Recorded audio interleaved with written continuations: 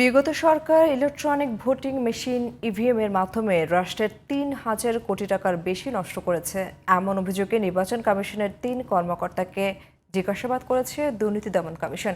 এদিকে ঋণের নামে প্রায় ২৭০ কোটি টাকা আত্মসাতের অভিযোগে এস আলম ও পিকে হালদার সহ ১৫ জনের বিরুদ্ধে মামলা করেছে সংস্থাটি। বিস্তারিত জানাতুল ফেরদৌসের রিপোর্টে। সাবেক প্রধান নির্বাচন কমিশনার কে এম নুরুল হুদার সময় ৩,৮২৫ কোটি ২৪ লাখ টাকা ব্যয়ে ইভিএম প্রকল্প চালু করে নির্বাচন কমিশন। মেশিনগুলোর জীবনকাল কমপক্ষে ১০ বছর ধরা হলেও তার আগেই নষ্ট হয় বেশিরভাগ যন্ত্র। জুলাই গণ অভ্যুত্থানের পরিবর্তিত পরিস্থিতিতে ইভিএম প্রকল্পের বাস্তব চিত্র দেখতে জানুয়ারিতে নির্বাচন কমিশনে অভিযান চালায় দুর্নীতি দমন কমিশন। জানা যায় অধিকাংশ মেশিন নিম্নমানের ও অকার্যকর।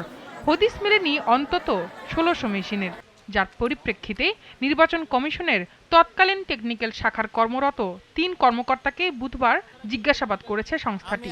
দুদকের জিজ্ঞাসাবাদ শেষে এই কর্মকর্তারা জানান, খরচ করা অর্থ দিয়ে আরও ভালো মানের মেশিন কেনা সম্ভব ছিল। এটি আসলে জাস্টিফায়েবল ছিল না। এই মেশিনটি আসলে কখনো বাংলাদেশে না, সারা কখনো এই ধরনের মেশিনটা আসলে বাজারে অ্যাভেলেবল না, যে প্রাইসটা আমরা সঠিক প্রাইসটা নিব। তো এটি আসলে সার্ভে হওয়া উচিত ছিল, আরও স্ট্রংলি সার্ভে হওয়া উচিত ছিল, যাতে করে প্রাইস আরও সুন্দর হতো। এটি অবশ্যই স্বীকার করার মতোই। এদিকে দুপুরে নিয়মিত ব্রিফিংয়ে দুদক মহাপরিচালক জানান, ঋণের নামে প্রায় ২৭০ কোটি টাকার বেশি আত্মসাৎ এবং ৯০ কোটি টাকা পাচারের অভিযোগে এস আলম গ্রুপের chairman Saiful Alam, NRB global ব্যাংকের সাবেক এমডি পিকে হালদার সহ ১৫ জনের বিরুদ্ধে পৃথক ৩টি মামলা করেছে সংস্থাটি।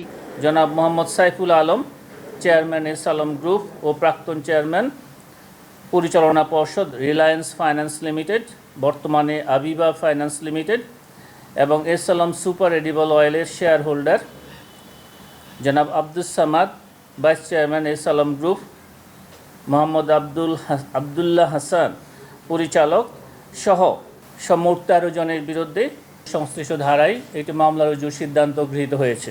এদিন দুদকের আবেদনে শেখ হাসিনার সামরিক উপদেষ্টা তারেক সিদ্দিক ও তার ভাই শেখ রেহানার স্বামী শফিক সিদ্দিকের গাজীপুরে ১৫ কোটি টাকার সম্পদ জব্দের আদেশ দিয়েছেন আদালত।